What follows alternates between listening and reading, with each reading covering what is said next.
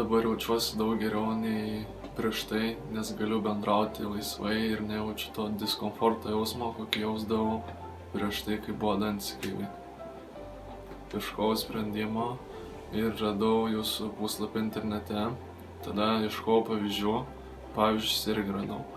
O jausdavaus, tai vengdavau šypsotis ir žymiai sunkiau būdavo bendrauti.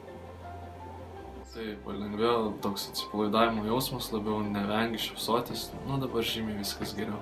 Taip, nes pavyzdžiui, man asmeniškai šypsena yra labai svarbu ir man tai patinka. Nes seniau matydavau kitų gražias šypsenas, o pats to neturėdavau ir vengdavau šypsotis ir diskomforto jausmas būdavo. Viskas labai profesionalu, atliktas darbas puikus.